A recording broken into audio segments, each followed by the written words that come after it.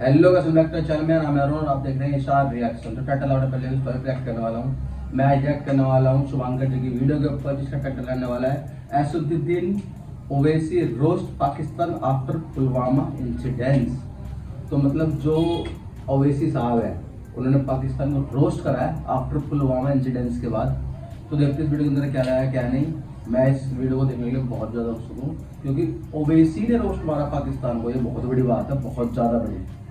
तो देखते हैं वीडियो के अंदर क्या रहा है क्या नहीं, बिना किसी करते हैं वीडियो स्टार्ट। ओवैसी का बयान पाकिस्तान को लेकर। ओवैसी साहब वो है जिन्हें अक्सर लोग गलत समझ लेते हैं, लेकिन इस बार 2025 के पहलगाम आतंकवादी हमले पर भारत पाकिस्तान तनाव पर जो बातें कही वो हर भारतीय के दिल को छू गई। उनकी आवाज में जोश था, सच था और भारत के लिए बेपनाह मोहब्बत थी। बिना हिचके, बिना संकोच किए पाकिस्तान का नाम लेकर कहा कि पाकिस्तान वो मुल्क है जिसकी जमीन से आतंक का धंधा चलता है। जब तक ये बंद नहीं होगा शांति की बातें बेकार है।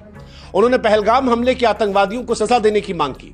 इस बात का भी जिक्र किया कि आतंकवादियों ने धर्म देखकर मारा, पहचान देखकर मारी और उन आतंकवादियों को ठोकना हमारी जिम्मेदारी है। इस बार ओवैसी ने सरकार के सेना के कदमों की तारीफ की। कहा हमारी सेना आतंकवादियों को सही जवाब दे रही है। पाकिस्तान के पाखंड को भी बेनकाब कर दिया। पाकिस्तान ने दरअसल अपने सैन्य ऑपरेशन को बुनियान अल मसरूस नाम दिया था जो कुरान से लिया गया था। ओवैसी ने इसे झूठ का ढोंग करार दिया। कहा ये वही लोग हैं जिन्होंने 9/11 हमले के बाद मुसलमानों को अमेरिका में बेचा, पुंछ में मासूमों को मारा, बलूचिस्तान में जुल्म किए। इन्हें इस्लाम की बात करने का कोई भी हक नहीं है। इनकी ये बातें पाकिस्तान की दोहरी नीति को दुनिया के सामने ला रही। ओवैसी यही नहीं थमे। ओवैसी ने पाकिस्तान की बदहाली पर भी खूब तंज कसा। कहा जो IMF से $1 बिलियन की भीख मांग रहे हैं, जो आधिकारिक तौर पर भिखारी बन गए हैं, वो आतंक का धंधा चलाते हैं। मैं इन्हें इंटरनेशनल मिलिटेंट फंड कहता हूं। उन्होंने अमेरिका पर भी सवाल उठाया। कहा अमेरिका, जर्मनी, जापान जैसे देश एक आतंकवादी देश को इतने पैसे क्यों देते हैं। टर्की से भी कहा कि जब तुम अपने राष्ट्र की सुरक्षा के लिए दुश्मन पर हमला करते हो तब तुमने नहीं सोचा भारत जब कर रहा है तो भारत पर सवाल क्यों खड़े करते हो।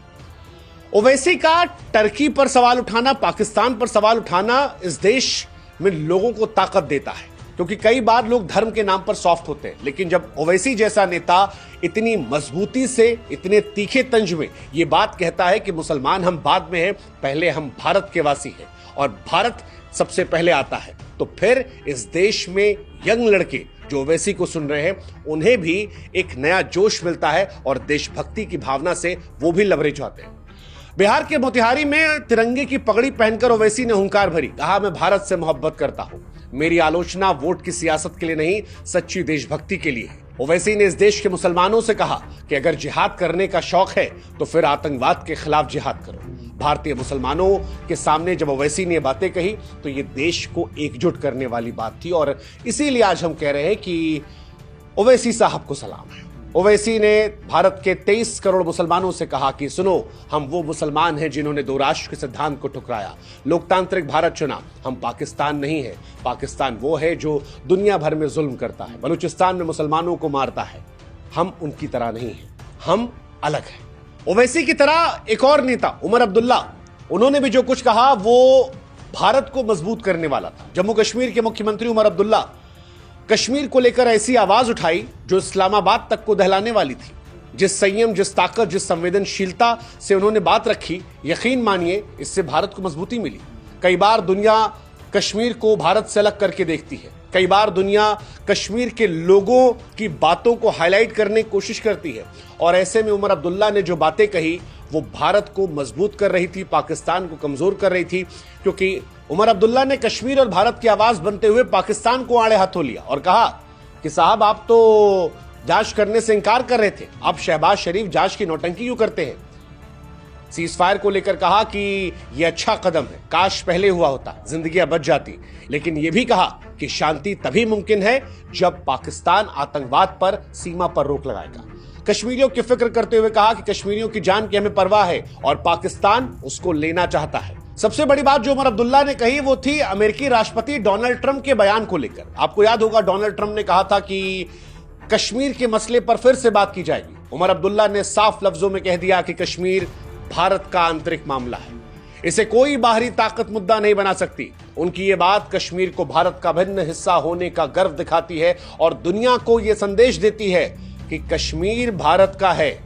उनकी ये बात दुनिया को एहसास कराती है कश्मीर भारत का है। उमर आगे बढ़कर कहते हैं कि कश्मीर के लोग शांति चाहते हैं, वो नहीं चाहते कि उनके बच्चे डर में जिए। उनकी बातें कश्मीरियों के दर्द को देश तक पहुंचा रही थी। उमर की आवाज ने न सिर्फ पाकिस्तान को जवाब दिया बल्कि कश्मीरियों को भी यह भरोसा दिया कि वो अकेले नहीं है। उनकी शांति की अपील, जवाबदेही की मांग ने आज पूरे देश का दिल जीत लिया है। उमर अब्दुल्ला ने जो कहा वो कश्मीर और कश्मीरियत से आई वो आवाज थी जिसे पूरा देश आज महसूस कर रहा है। तो गाइस काफ़ी अच्छा लगा मेरे को ये सुन के। ओवैसी जिसकी हमारे दिमाग के अंदर छवि बनी थी नेगेटिव, जो पाकिस्तान का हमारे दिमाग के अंदर छवि थी, वो पाकिस्तान का सपोर्ट करता है। पर इस पुलवामा अटैक के बाद जिस तरीके से उसने आगे बढ़कर इंडिया का साथ दिया है, ठीक है, इंडिया के लिए चीज़ें बोली है, इंडिया तिरंगे वाली पगड़ी पहनी है, ठीक है, बहुत कुछ उसने बोला है। और उसने इंडिया के मुसलमानों से अपील उठाई है कि जिहाद पना करना है तो आतंकवाद के खिलाफ करो। ये चीज़ बहुत अच्छी लगी मेरे को। और इसने मतलब खुल के सब कुछ समझाया गया कि यार जो असली मुसलमान है ना, जो असली मोमडन है, उनका मेन मकसद ये नहीं कि गैर मुसलमान को मार दो, ठीक है, जिहाद फैलाओ, वो चीज़ नहीं है। मुसलमान कुरान का मेन मकसद ये है कि ढंग सबको प्यार बांटो, प्यार से रहो, सबके साथ प्यार से रहो। ये चीज़ है, ये चीज़ें बताते हैं हमें। और मैं तो इनको बहुत वो समझता था कि हाँ भाई कट्टर है, पाकिस्तान के सपोर्टर है। पर मैंने आज वीडियो के अंदर इनके लिए सुना तो इनकी थोड़ी इज्जत बढ़ गई मेरे दिल के अंदर। और वो पाकिस्तान के जो कश्मीर के जो वो हैं MP, पता नहीं कौन है, मैं वो नाम नहीं जानता, वो भी सपोर्ट कर रहे हैं इंडिया का, खुल के बोल रहे हैं इंडिया के बारे में। ट्रम्प के लिए बोल रहे हैं कि इंडिया का आपसी मामला है, कश्मीर इंडिया का मेन अंग है। या ट्रम्प ने बोला था ना कश्मीर के ऊपर बात होगी, तो उसने बोला कि कश्मीर के ऊपर क्यों बात करोगे, कोई बाहर का इंटरफेयर क्यों करेगा इंडिया के अंदर, कश्मीर इंडिया का मेन अंग है, तो उसकी बात होगी। कश्मीरी भी ये चाहते हैं कि हम पाकिस्तान के अंदर ना मिले, क्योंकि कश्मीरी समझते हैं कि अगर हम पाकिस्तान के अंदर मिल गए तो हमें मार देंगे, जैसे वो जिहादी समझ के मार देंगे, ठीक है, हमारे मुल्क का हिस्सा समझ के मार देंगे उनको सबको। बस उनको जगह चाहिए, बस उनको वहाँ के कश्मीर से कोई मतलब वो नहीं है। वो वहीं के बच्चों को जिहाद सिखा के आतंकवादी बनाए थे। तो ये चीज़ बहुत अच्छी लगी। आई होप ऐसा वीडियो पसंद आए, चैनल सब्सक्राइब करें, वीडियो को लाइक करें, ज़्यादा से शेयर करें और कमेंट करें। कमेंट करके जरूर बताएं कि आपको इसके अंदर कौन सा अच्छा लगा। तो इतना ही, बाय।